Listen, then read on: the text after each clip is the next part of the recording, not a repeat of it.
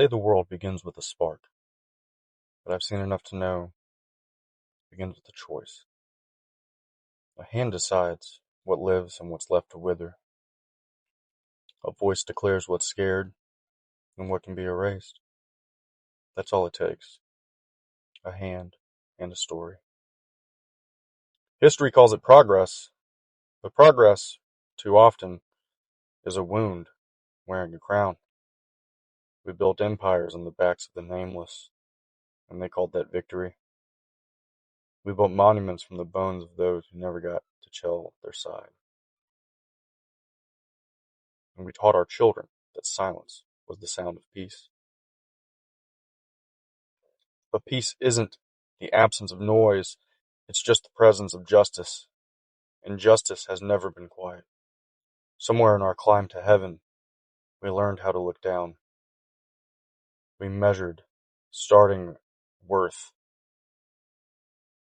We measured starting worth by what we could own instead of what we could understand. We divided the world into ours and theirs, as if the sky ever belonged to anyone. We drew lines through rivers, names through nations, and forgot that we all come from the same trembling beginning. A breath, a cry, a need to be seen. Genocide doesn't begin with bullets. It begins with language, the slow drip of dehumanization, with words that make empathy sound optional. And by the time the world notices, the soil has already learned how to swallow names. Imperialism isn't just a map, it's a hunger. A hunger so deep it convinces itself that taking is the same as thriving, but you can't fill an emptiness that feeds on the lives of others. We've mistaken domination for destiny, but destiny isn't written in conquest. It's written in the connection. It's the moment we choose to see the stranger as kin. The truth is simple, and that's what makes it terrifying. If humanity is not first, then nothing that follows can last, because the world is not ours to shape in our own image. It's ours to protect in our shared one. So remember this. The next time that power speaks louder than compassion, or flags rise higher than hearts, that the fall of empires always begins with the forgetting of faces, and that every atrocity is born from a single moment when someone decided another life didn't matter as much as theirs. We can't build a future from that, but we can build one from the ashes of recognition that every person you've ever met is still a part of your reflection. Let that be the lesson. Let that begin the rebellion. Because the hands that shape the earth can also destroy it. The only real question left is, what story will your hands tell next?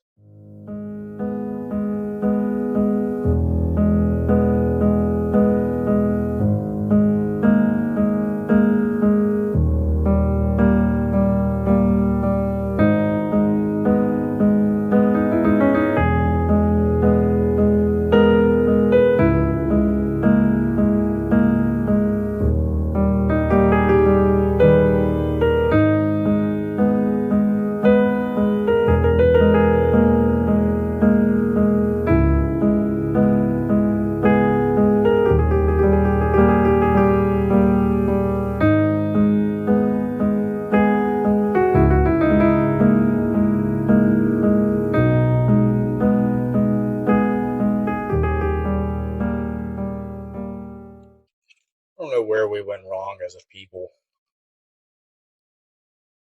Currently driving on the interstate. I'm looking at these prairies and these open fields. And you think about how things used to be and how things used to look before we painted everything with asphalt and concrete and wires and mile marker signs. Where did everything get so complicated to a point where we can't discern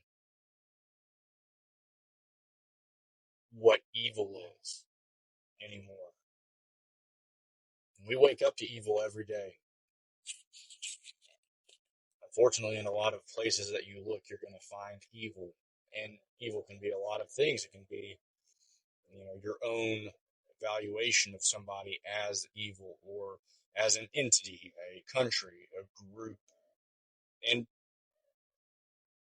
what's evil to you is not evil to some people. And unfortunately, the things that truly are evil are things that are overlooked and swept under the rug, or entities that get away with too much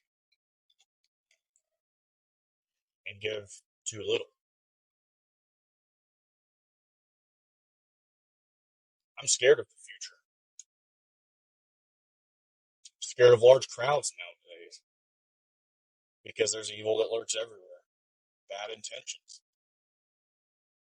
As a race of people, humans have a bad track record. Not only do we harm the environment or the earth, we harm the people we love, we harm people we don't know, we harm groups of people because they're different.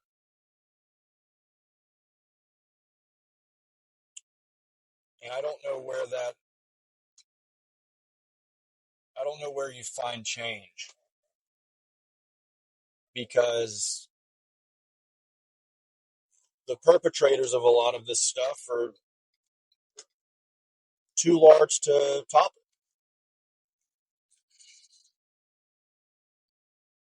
You just have to keep moving forward. You have to find out what matters to you, and you have to protect it from evil.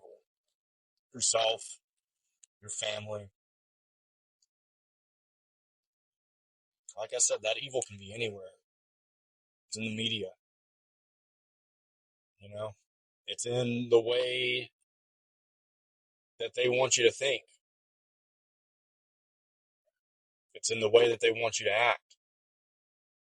It's in the way that they want you to treat me or treat your neighbor or, you know, treat a stranger. Maybe that could be a goal for everybody that hears this, is to talk to a stranger tomorrow. I mean, obviously, don't do that if it's like dangerous, but say hi. Ask somebody how they're doing today. It might surprise you that sometimes little things like that can really show somebody that the world maybe isn't so evil, and that people do care from time to time.